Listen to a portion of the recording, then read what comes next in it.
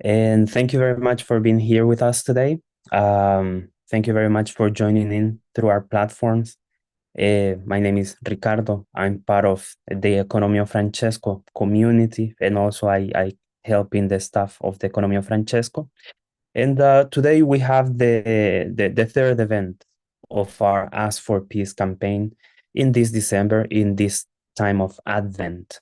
So thank you for being here. Welcome.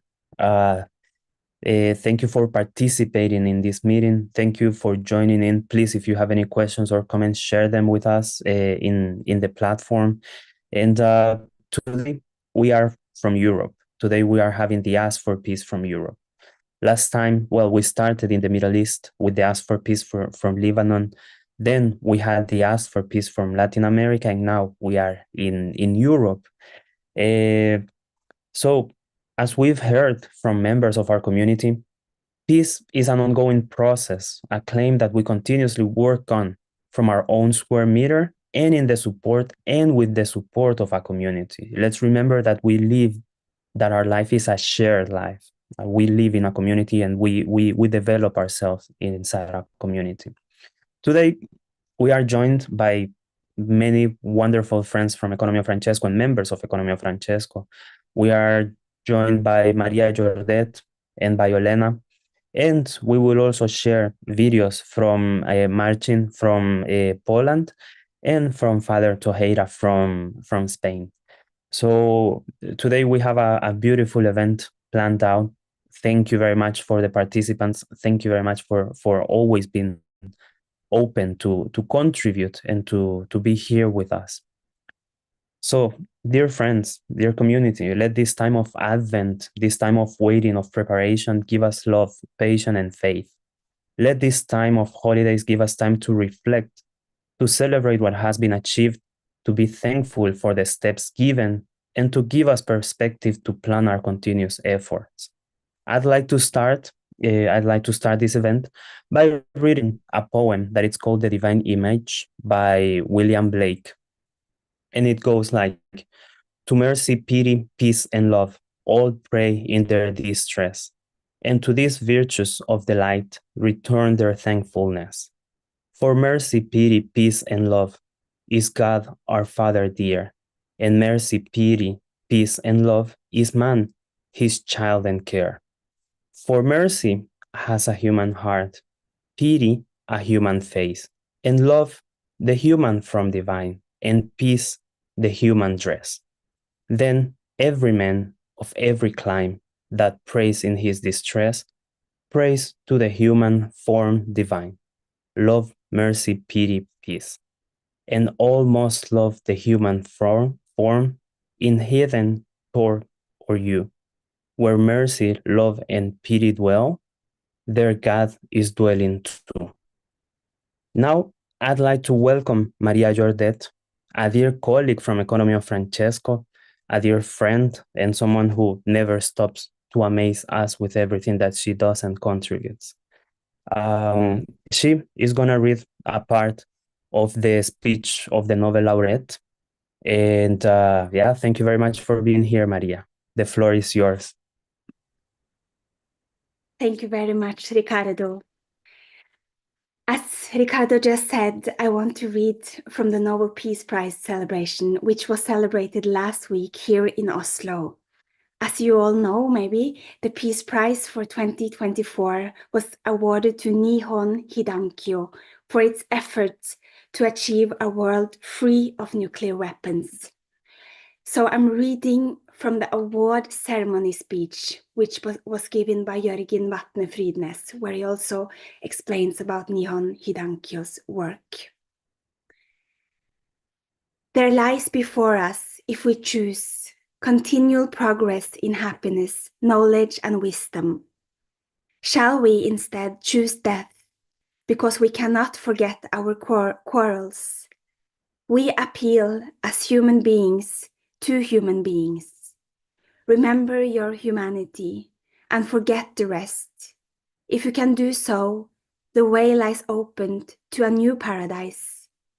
If you cannot, there lies before you the risk of universal death. Bertrand Russell, Albert Einstein, and other prominent intellectuals from around the world posed these questions to humanity in 1955. Their famous manifesto highlighted the dangers of nuclear war and urged global leaders to seek peaceful ways of resolving international conflicts. Today, we must ask ourselves once more, have we remembered our humanity? Have we chosen a path towards the light, or are we still on the road to destruction and death? Russell and Einstein composed their manifesto 10 years after 2 American atomic bombs had killed an estimated 120,000 inhabitants of Hiroshima and Nagasaki. A comparable number died of burn and radiation injuries in the ensuing months and years. The Japanese cities were almost entirely destroyed, resulting in social and economic collapse. Many of the nearly 650,000 survivors have struggled with psychological trauma and physical suffering. They have been silenced, neglected, and stigmatized. They have had to fight not only for their economic rights, but for simple acknowledgement of the hardship they have endured. 𝐏𝐞𝐚𝐜, a grassroots movement of atomic bomb survivors from Hiroshima and Nagasaki, is receiving the Nobel Peace Prize for 2024 for its efforts to achieve a world free of nuclear weapons and for demonstrating through witness, testimony that nuclear weapons must never be used again. This year's prize to 𝐏𝐞𝐚𝐜 joins a distinguished list of peace prizes that the Norwegian Nobel Committee has previously awarded to champions of nuclear disarmament and arms control. These laureates have worked in different ways to reduce the threat posed by nuclear weapons. 13 Nobel Peace Prizes have been awarded, in full or in part, for peace efforts of this kind. On each occasion, the Norwegian Nobel Committee has warned against the menace of nuclear weapons.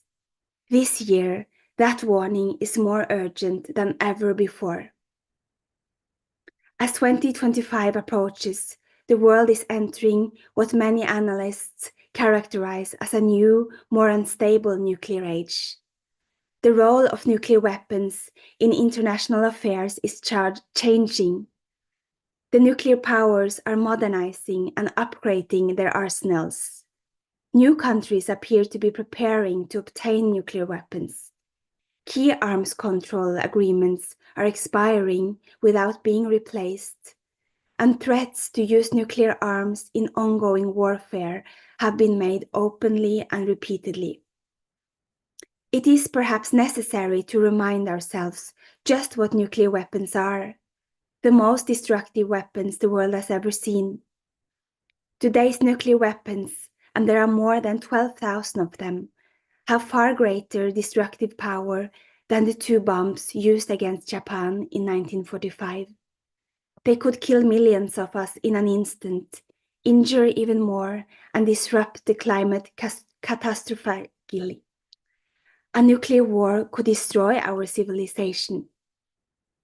Although the shadow of nuclear weapons continues to loom over the world, we gather here today in a spirit of hope. For there is a point of light that we must recognize. It is the fact that no nuclear weapon has been used in war since 1945. In response to the atomic bomb attacks of World War II, a global movement arose whose members have worked tirelessly to raise awareness about the catastrophic humanitarian consequence of using nuclear weapons. Gradually, an international norm developed that stigmatized the use of nuclear weapons as morally unacceptable. This norm is often referred to as the nuclear taboo, a term coined by the political scientist Nina Tannenwald, who is present here today, like other international norms. The nuclear taboo is maintained by collective agreement by widespread moral outrage at the prospect of using nuclear weapons, and by a mutual fear of the abyss awaiting humanity if the norm is violated. But the taboo is fragile, and it becomes more so with the passage of time. We therefore need reminding. Nihon Hidankyo and the Hibakusha, the survivors of the atomic bomb attacks on Hiroshima and Nagasaki, have never wavered in their efforts to erect a worldwide moral and legal bulwark against the use of nuclear weapons. Their role in establishing the taboo is unique. Their personal stories humanize history, lifting the veil of forgetfulness and drawing us out of our daily routines. They bridge the gap between those who were there and we others, untouched by the violence of the past. They are living reminders of what is at stake. To our dear guests from Nihon Hidankyo, to Tarumi Tanaka, Toshiyuki Mimaki, and Shigemitsu Tanaka, and to all the Hibakusha here today.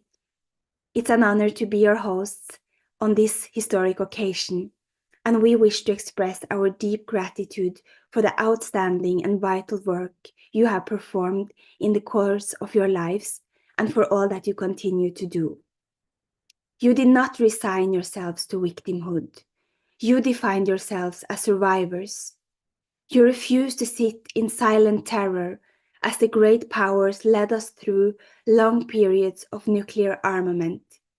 You stood tall and shared your unique personal testimony with the entire world. A light in the darkest night, a path forward, you give us hope.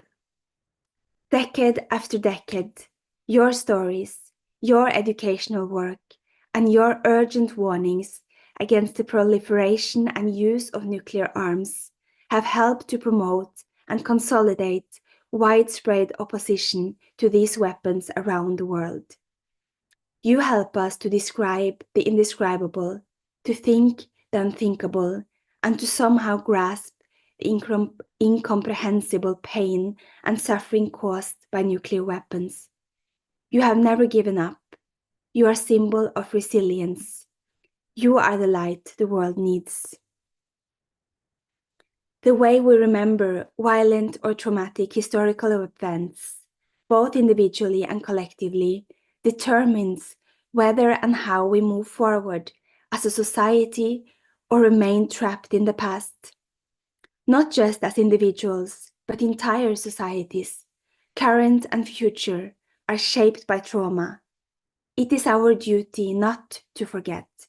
It is our responsibility to pass along stories and memories to future generations, including the painful, disturbing ones, which often yield to society's amnesia. Governments and rulers often have a need to move on. In many cases, this is because somebody wants to avoid being held to account. For people not directly affected, forgetting may also be a matter of comfort. It spares us the distress of entering into the suffering of others and thus of needing to care. Those who are directly swept up in violent events may find it hard to talk about their own suffering. After traumatic experiences, many survivors have both a fear of their own memories and a fear of forgetting.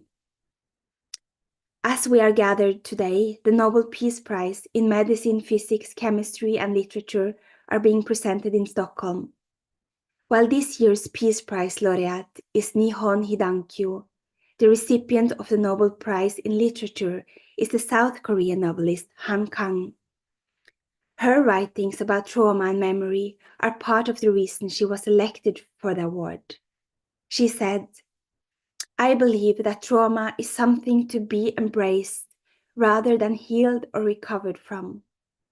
I believe that grief is something which situates the space of the dead within the living, and that through repeatedly revisiting that place, through our pained and silent embrace of it over the course of a whole life, life is perhaps paradoxically made possible. Memories can imprison us, cut us off, prevent us from moving on, but they can also be a catalyst for a new life, a safeguard against forgetfulness, and a tool for honoring those who have suffered. Memory work can be an act of resistance, a force for change. For this, we need all of our institutions of memory, history writing, documentation, and education, as well as personal testimony, literature, and art. The Norwegian Nobel Committee honors all survivors who, despite physical suffering and painful memories, have chosen to use their costly experience to cultivate hope and engagement for peace. Our tribute also extends to the 500,000 𝐏𝐞𝐚𝐜 who have died since 1945 and who for many years offered their first-hand testimony while helping to develop and uphold the critical international taboo against nuclear weapons. One day, the 𝐏𝐏𝐶 will no longer be among us to witness to history, but with a strong culture of remembrance and a continuing commitment, younger generations in Japan and elsewhere are carrying forward the experience and the message of the witness. They too have inspired and educated people around the world. But they must not bear this responsibility alone. We all have a duty to fulfill the mission of the 𝐏𝐏𝐶. Their moral compass is our inheritance. It is now our turn. Disarmament efforts require insistent public appeals and sustained pressure. A new generation of brave voices, interested students, and willing teachers is needed. Disarmament also requires courageous and visionary political leaders. None of the 9 countries that possess nuclear weapons, the United States, Russia, China, France, the United Kingdom, India, Pakistan, Israel, and North Korea, appear interested in nuclear disarmament and arms control are present. On the contrary, they are modernizing and building up their nuclear arsenals. The Norwegian Nobel Committee calls upon the 5 nuclear weapon states that have signed the Non-Proliferation Treaty to take seriously their obligations under this treaty. In addition, more countries must ratify the treaty on the prohibition of nuclear weapons. Political action is crucial.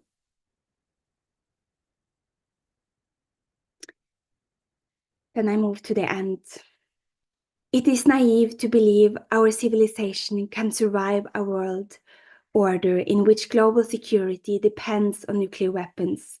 The world is not meant to be a prison in which we await collective annihilation. No matter how long and difficult the path, we should learn from Nihon Hidankyo. We must never give up. Let their courage be our inspiration. Let their persistence drive us forward. Let us all strive to keep the nuclear taboo intact. Our survival depends on it. Thank you very much. Thank you very much, Maria. It's truly inspiring, and I think it also goes in line with the demands that we are doing from 𝐏𝐞𝐚𝐜 Francesco, that the community of 𝐏𝐶 Francesco is working for, and that the community, that the members of 𝐏𝐶 Francesco are striving for. I would really like to follow up with a message from Padre Tojeira, from Father Jose Maria Tojeira. He's from Spain, but he is naturalized Salvadoran as well. That goes in line with the reading of Maria, with the ethics and the morality of this weaponized economy. So I would like to share with you this video that Father Tojeira shared with us. That is also in line with the campaign that we launched last November, that it's November 2024, that it's the Money for Peace campaign, this awareness campaign about how our funds are being used in the investment of weapons. So let me share with you this video from Father Toheira, and I hope that's good for you as it was for me when I saw it for the first time.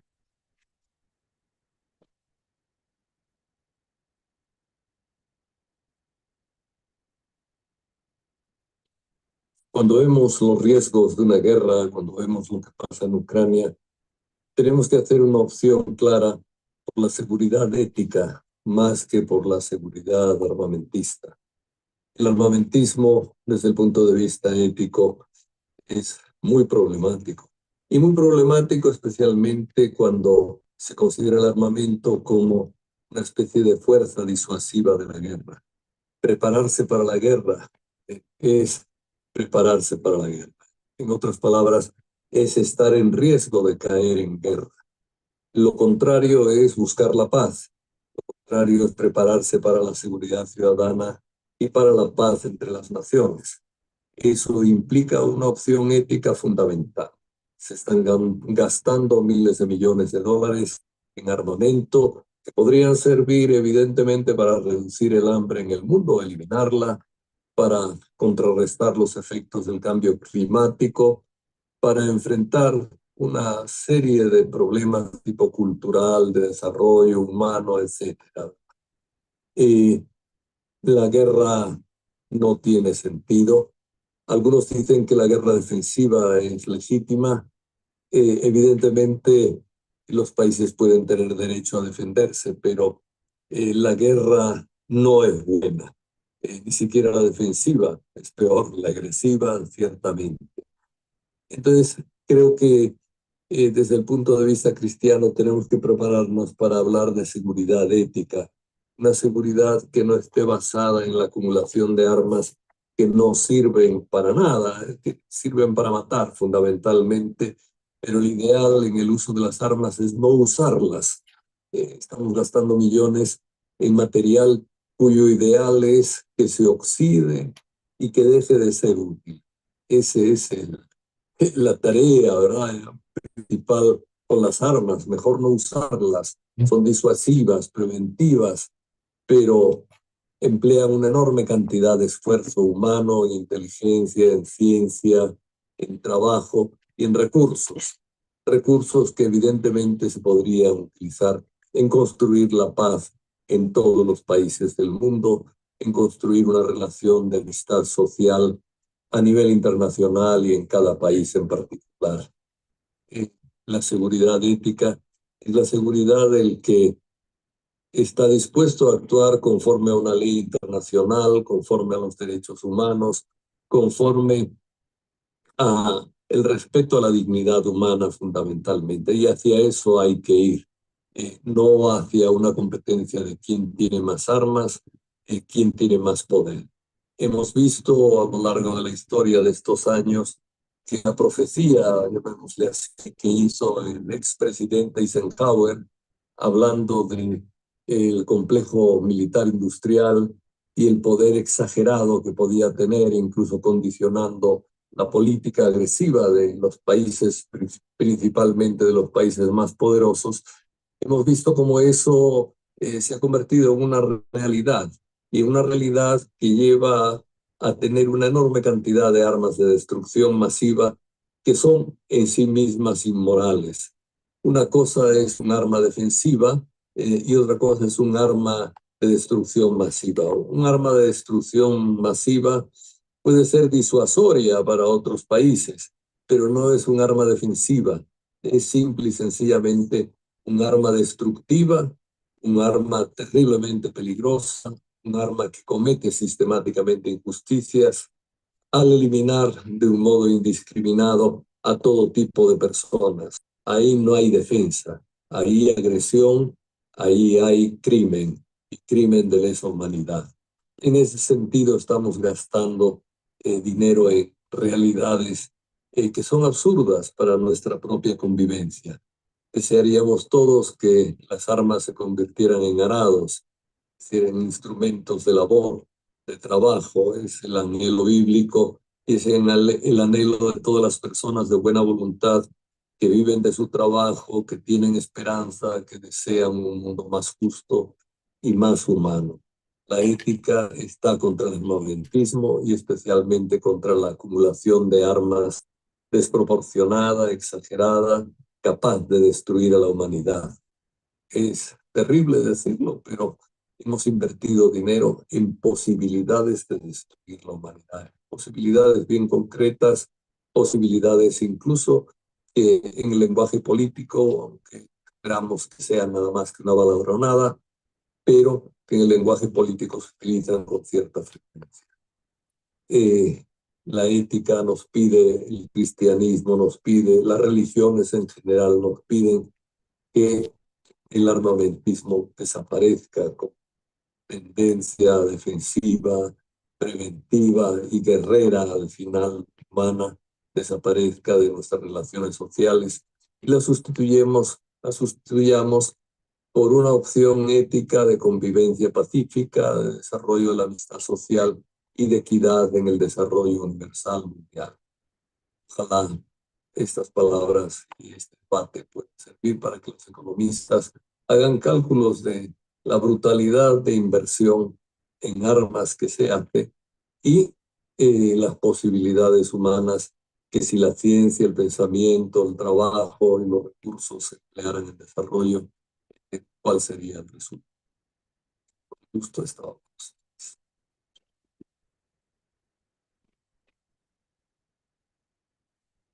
Thank you very much to Father Tejera for his words. And I take some of the words that he was mentioning. There are no ethics in weapons. There are no ethics in wars. And that the dream of all those who believe in a religion, of all those who follow a path of morality or a path of ethics, is that weapons become tools of work, that they become tools of work like the ones that we all use, that the ones that we, the workers, use to work the fields, to work in our spaces, to work in our offices.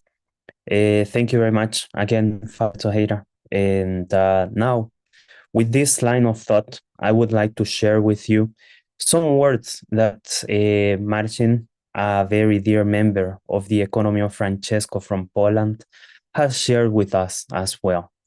So with that said, I would like to share another video, now a video from Marcin.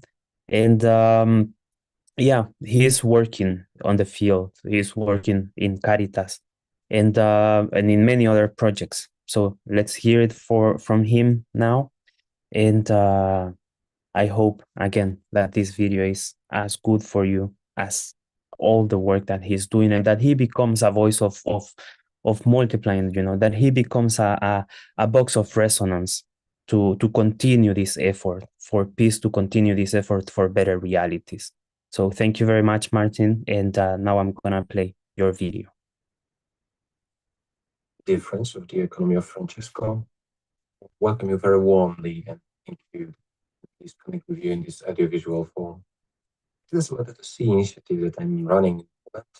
It's a cyclical letter. I want to see addresses the intertwined ecological and social crisis by promoting integral ecology. This approach emphasizes the interconnectedness of environmental stewardship and social justice, recognizing that environmental degradation often exacerbates social inequalities and conflicts. By fostering environmental awareness and sustainable practices, Caritas aims to alleviate resource scarcity, a common source of tension in countries that we as Europeans used to exploit, both in the past and nowadays. Through education and community engagement, the initiative encourages responsible consumption and co-creation, promoting culture of peace and solidarity. A key component of this initiative is the promotion of intergenerational solidarity. By engaging both young and older generations in environmental action, Caritas facilitates the exchange of knowledge and values, fostering mutual respect and understanding. This collaboration not only strengthens community bonds, but also ensures that sustainable practices are applied now, contributing to long-term peace and stability. Efforts to integrate ecological sensitivity into its humanitarian work highlight the importance of environmental factors in achieving social justice and peace. By addressing both environmental and social issues, the Caritas Laudato Si initiative contributes to a more harmonious and peaceful world. In summary, the Laudato Si initiative serves global peace by promoting integral ecology, fostering environmental awareness, encouraging intergenerational solidarity, and integrating ecological considerations into humanitarian efforts, thereby addressing the root causes of conflict and promoting a culture of peace. Thank you very much for your unwavering commitment to peace-building efforts worldwide. Well, peace is in our hands.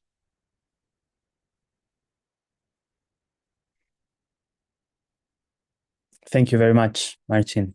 Indeed, peace is in our hand. Peace is on our hands, and it's up to us to work for it, to contribute to it.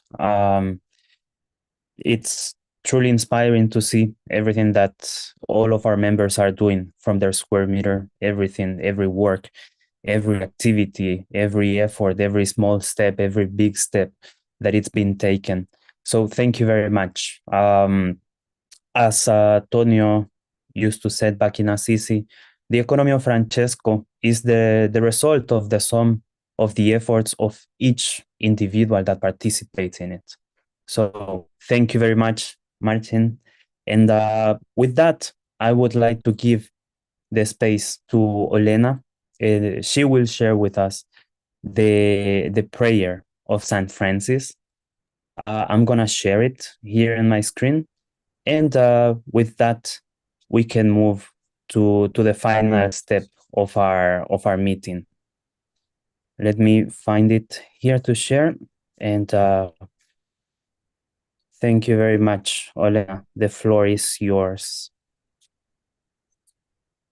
Hello, everyone. Let's wait just for a second. Greetings from Rome.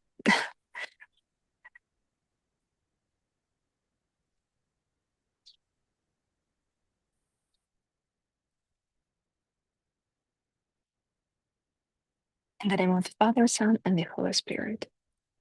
Lord, make me an instrument of your peace. Where there is hatred, let me show love. Where there is injury, pardon. Where there is doubt, faith. Where there is despair, hope. Where there is darkness, light. And when there is sadness, joy. O Divine Master, grant that I may not so much seek to be consoled as to console, to be understood as to understand, to be loved as to love. For it is in giving that we receive, it is in pardoning that we are pardoned, and it is in dying that we are born to eternal life. Amen. In the name of the Father, Son, and the Holy Spirit. Thank you for sharing this beautiful moment with us. All the best. Thank you very much, Olena. And now we're getting to the end of today's Advent event, of today's Ask for Peace. Thank you very much to all of you that joined through our YouTube. Please join us, work with us, walk with us. We will see you again this next Friday at 3 p.m. CET.